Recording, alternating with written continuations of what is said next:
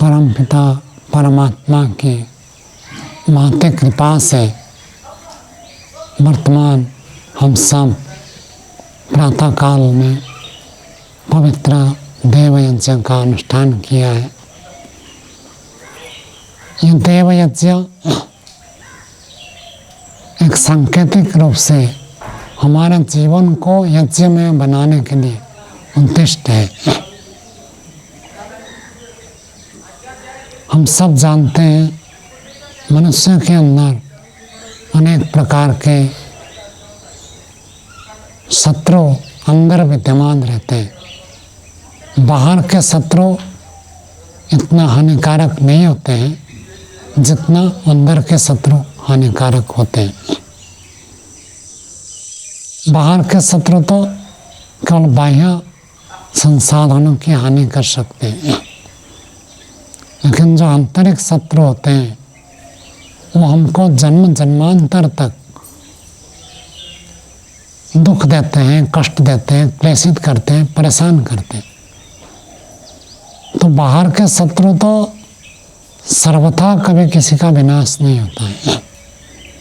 कोई व्यक्ति कितना भी अच्छा हो, बाहर तो कोई ना कोई शत्रु रहता ही है। अब ऋषियों के भी देखिए, कितने बड़े बड़े ऋषि महर्षि हुए, उनका जीवन देखिए, उनके जीवन में भी शत्रु होते हैं। तो बाहर के शत्रु सर्वथा समाप्त करना संभव नहीं है, लेकिन अंदर के शत्रु को हम सर्वथा समाप्त कर सकते हैं।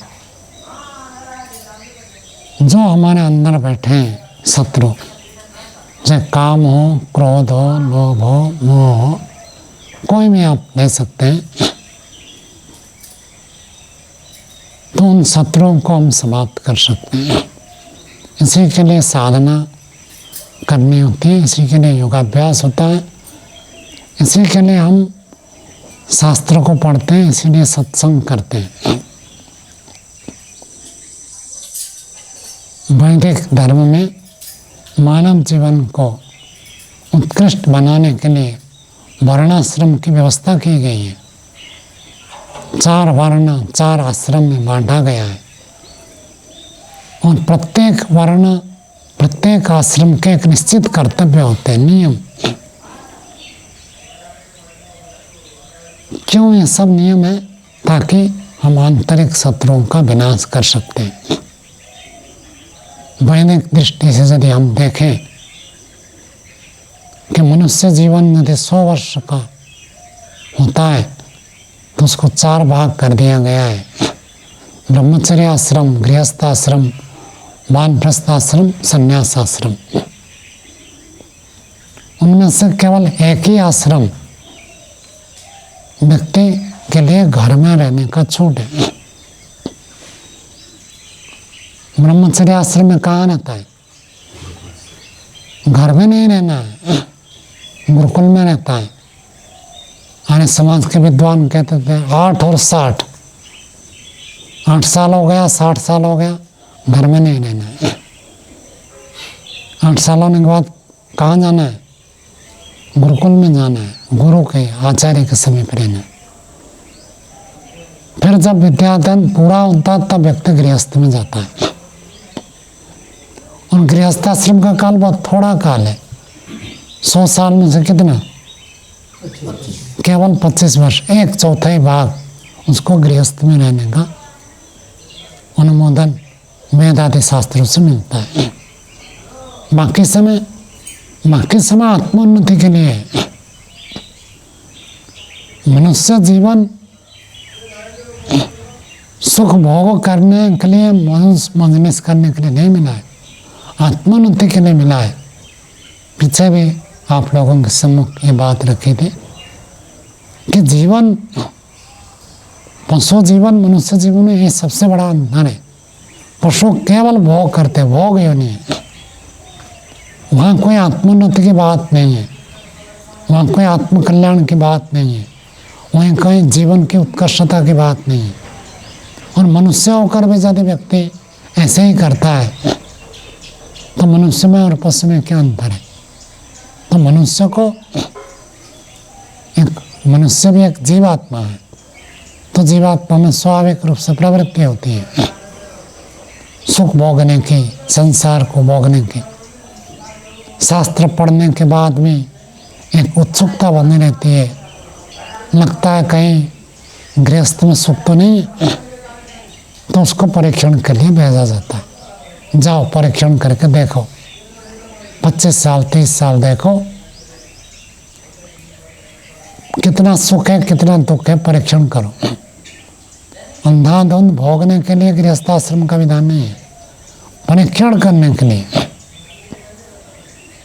क्योंकि शास्त्र से पढ़ा है जीवन आत्मा उत्कर्ष क्या होता है, और प्रत्यक्ष में देखता है लोग संसार में अलग प्रकार से सुख भोगते हैं, ठीक क्या है समझ नहीं पाता, तो उसके लिए भेजा गया जाओ गृहस्थ में परीक्षण करके देखो।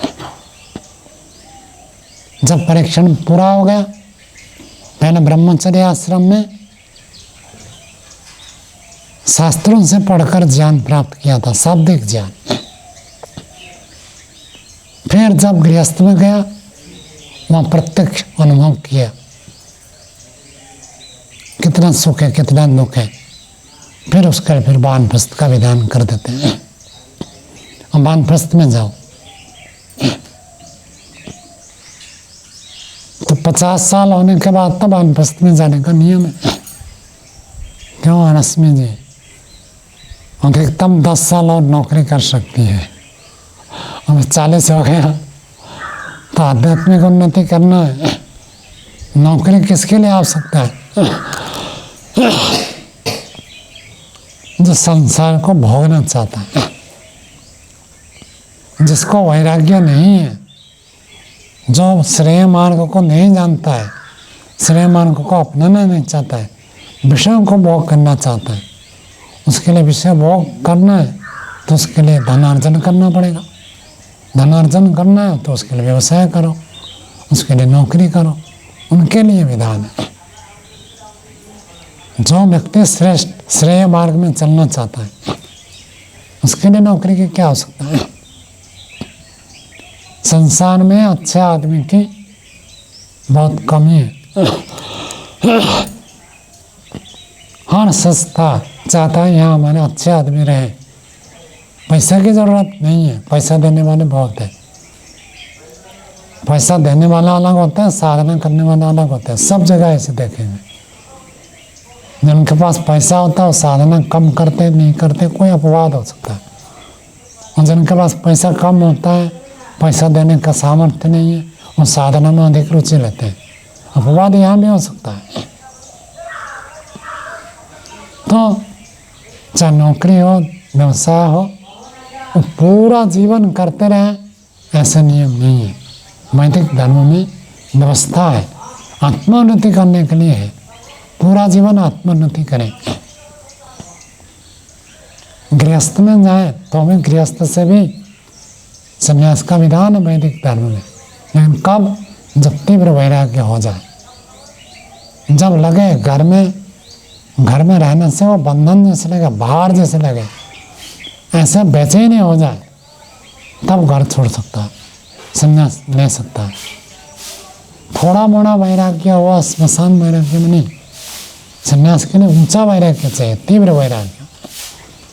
3 ऐसा मन से पूरी तरह वो हट जाए नहीं चाहिए, और वो सब बोझ जैसे लगे, उससे जब व्यक्ति क्लेशित हो जाए, नहीं मुझे तो आत्मकल्याण करना है, ऐसी स्थिति में संन्यास ले सकता, नहीं तो गृहस्थ के बाद वानप्रस्थ का विधान है। वानप्रस्थ लेकर उस विवेक को, वैराग्य को, ज्ञान विज्ञान को आगे आगे आगे आगे बढ़ाना होता है। फिर वानप्रस्थ में योग्यता बन जाती है तो संन्यास क्रम से ऐसे होता है। लेकिन विवेक वैराग्य के छूट कहीं पर भी नहीं है। गृहस्थ में अन्याय करने का नहीं है, अधर्म करने का नहीं है, पाप करने का नहीं, पुण्य कर्म ही करना है। कभी पाप नहीं कर सकता, तब वो उन्नति में जाएगा। हर समय गृहस्थ में रहकर परीक्षण करना होता है। जब व्यक्ति ऐसे जीवन को उत्कर्ष करने के लिए प्रयत्न करता है, पुरुषार्थ करता है, आगे बढ़ता है, तो एक दिन वो निश्चित रूप से जीवन की सफलता को प्राप्त कर लेता है, और वही उद्देश्य है। और जो नहीं करता है, क्रम से आश्रम नियमों का पालन नहीं करता है, छोड़ता नहीं है, तो एक दिन स्थिति ऐसे बनेगी कि जबरदस्ती छूट जाएगी। छूटेगी या नहीं छूटेगी? सबकी छूटेगी। कोई व्यक्ति कितना भी रहे घर में, कब तक रहेगा? जब तक कब तक रहेगा? अधिकतम कब तक रह सकता है? मृत्यु तक रहेगा। मृत्यु के बाद जबरदस्ती छोड़ना पड़ेगा। छोड़ना तो पड़ेगा, कब छोड़ना है वो आपके ऊपर है। ऋषियों ने विधान कर दिया कि ये आयु है, शरीर शिथिल हो जाए, पुत्र का भी पुत्र हो जाए, आयु 50 वर्ष हो जाए, ऐसे ऐसे विधान किया। हम ऋषियों के अनुसार चले तो जीवन उत्कर्ष होता है, और जो व्यक्ति ऐसे नहीं करता तो जबरदस्ती छूटेगा। स्वयं छोड़ दे तो सुख होता है, जबरदस्ती छूट जाए तो दुख होता है। अब सुखी होकर छोड़े या दुखी होकर छोड़े, ये व्यक्ति के ऊपर निर्भर करता है। छोड़ना तो पड़ेगा। पीछे कितने जन्म जन्मांतरों से कितने माता पिता भाई बंधु कुटुंब हुए, सबको हमने छोड़ रखा है। कहाँ? आज किसी का पता नहीं है। और ये जन्म है, यहाँ में छोड़ना है। मुख्य है आत्मोत्कर्ष, आत्मिक उन्नति। आत्मिक उन्नति को प्राथमिकता देनी चाहिए। इतना कहकर वाणी को हम विराम देते हैं।